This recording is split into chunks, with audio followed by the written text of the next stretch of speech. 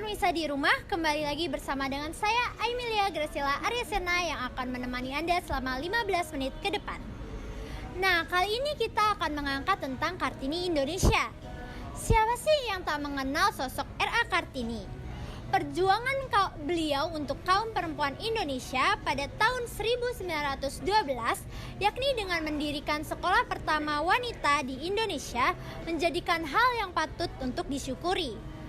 Kini setiap tanggal 21 April dijadikan hari bersejarah untuk mengenang jasa pahlawan wanita Indonesia, Raden Ajeng Kartini. Atas segala perjuangan dan pengorbanan Kartini membela hak wanita Indonesia guna mendapatkan pendidikan yang layak dan perlakuan yang adil.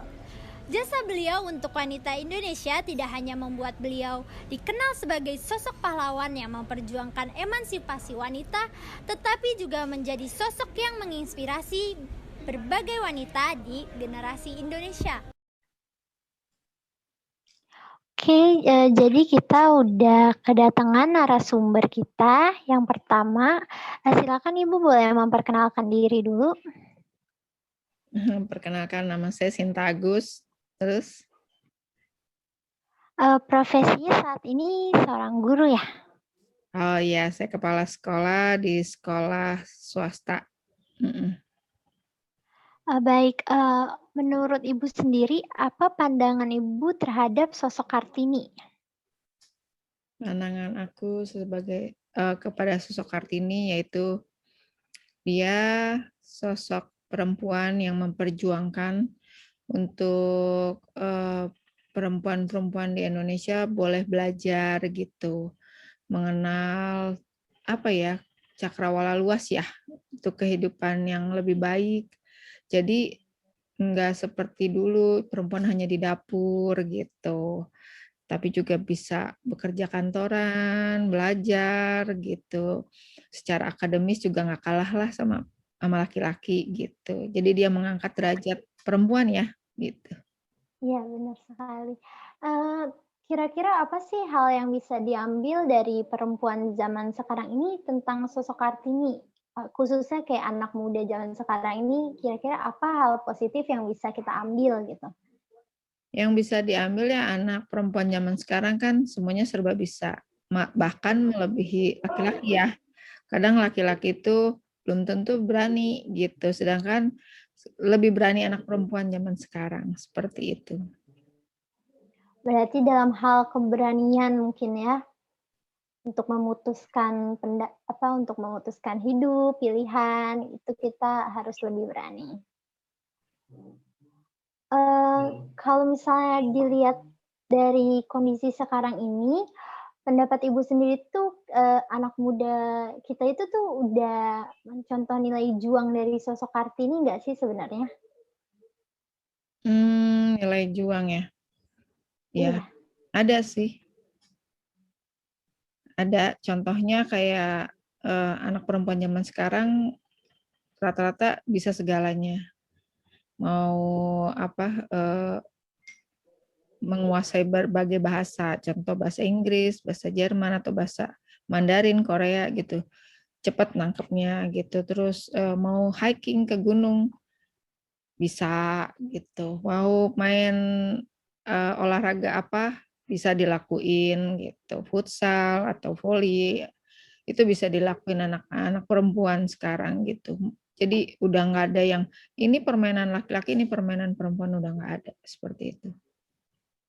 Baik, Ibu sendiri kan merupakan seorang kepala sekolah. Nah, apa sih tantangannya menjadi kepala sekolah khususnya di pandemi seperti ini? Apakah ada kesulitan atau seperti apa? Ya, kesulitan pasti ada. Cuman kita bekerja sama dengan guru gimana menciptakan pembelajaran daring itu yang menyenangkan, terutama buat anak TK gitu.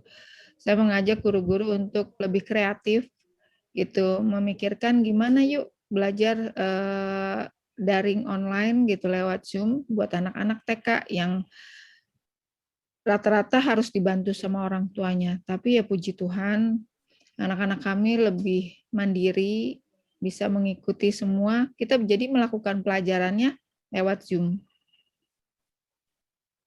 Itu aja. Lewat Zoom. Mungkin awal-awalnya ada kesulitan gitu atau enggak?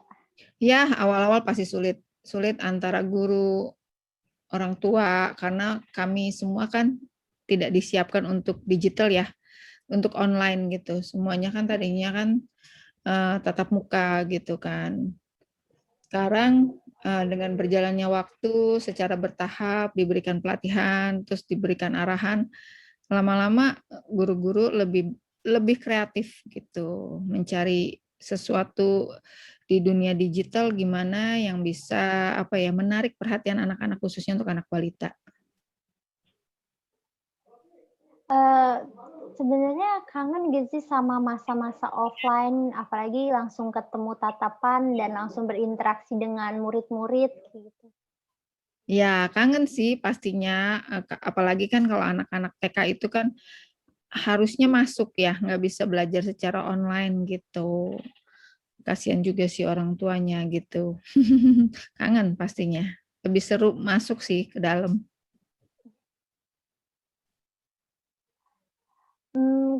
Oke, terima kasih. Pertanyaan terakhir mungkin ini, kira-kira apa yang Ibu sampaikan atau apa yang Ibu harapkan untuk para wanita Indonesia, khususnya para pelajar? Teruslah belajar gitu, menjadi lebih mandiri, tapi ya tidak lupa dengan kodratnya sebagai perempuan juga gitu, sebagai perempuan, sebagai ibu gitu.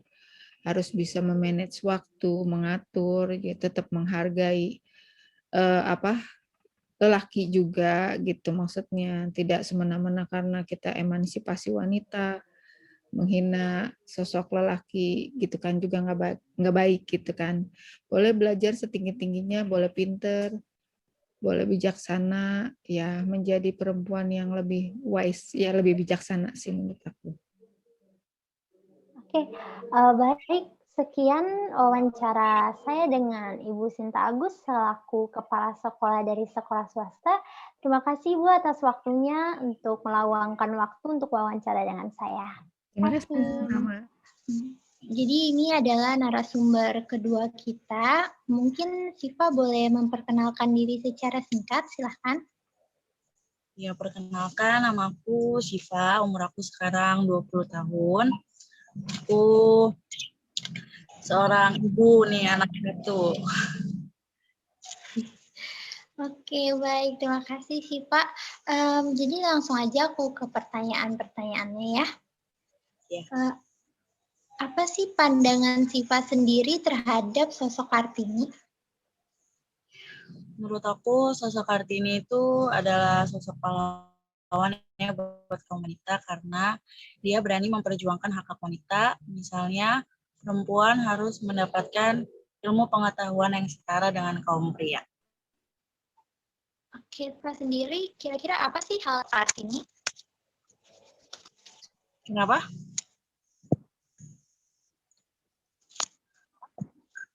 Kira-kira apa sih hal yang bisa diambil perempuan zaman sekarang tentang sosok Kartini? Kartini itu dia teladan dalam belajar, jadi dia haus akan ilmu pengetahuan. Apa yang dia belum tahu dia pelajari. Itu bisa jadi contoh buat kita agar kita bisa menambah wawasan kita. Berarti mau terus untuk belajar ya, seperti ibu kita Kartini. Ya.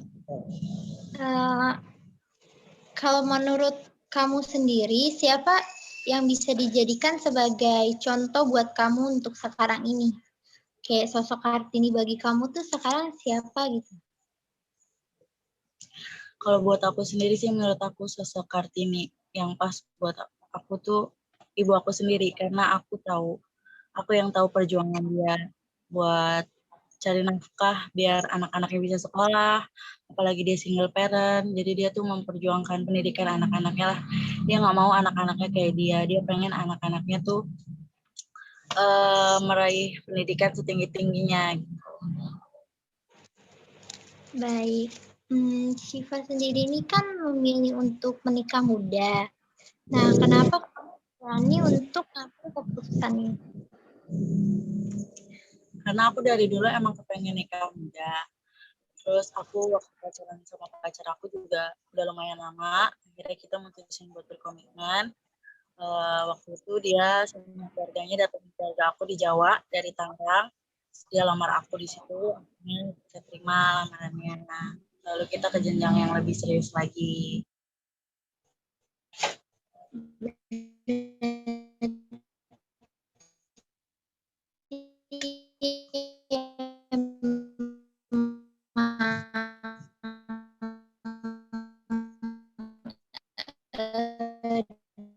Dari awal udah yakin juga udah ngurus anak, terus juga ngurus yang harusnya kamu masih suami gitu. Kenapa? Putus-putus. Kerasa nggak sih perbedaannya pas kamu sebelum menikah dengan sesudah menikah gitu, yang tadinya belum ngurus anak dan suami, sekarang udah harus ngurus anak dan suami kamu? Enggak sih, aku biasa aja ya kalau untuk urusan itu, karena mungkin karena udah punya anak, jadi pemikiran dituntut buat jadi lebih dewasa, terus jadi tahu mana yang harus diprioritasin.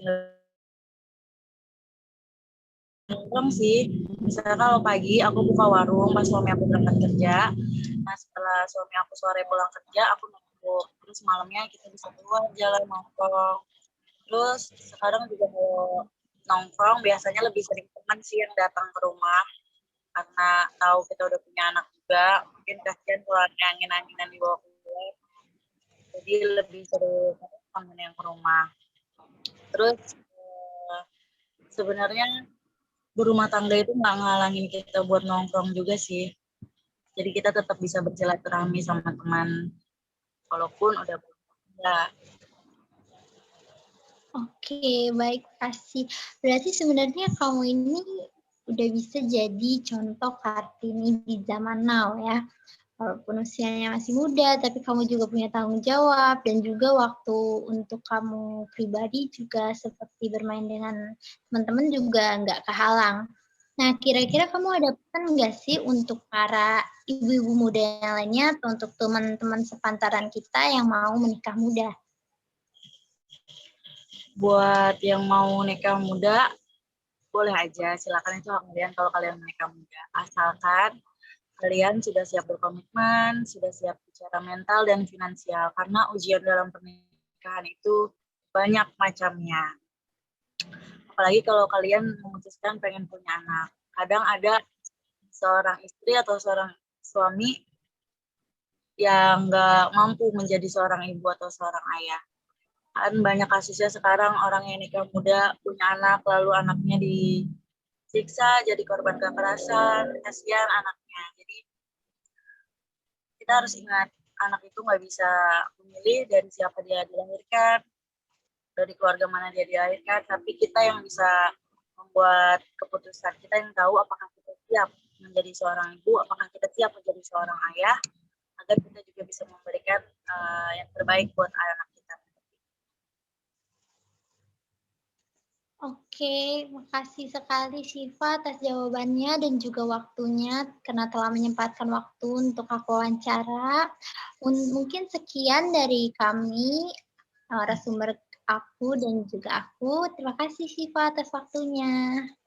Nah, tidak terasa sekali permisa, saya sudah menemani Anda selama 15 menit dan kita sudah mewawancarai 2 narasumber kita. Untuk itu, izinkan saya, Aemilia Graciela Aryasena, pamit undur diri dan sampai ketemu lagi di berita-berita selanjutnya. Terima kasih.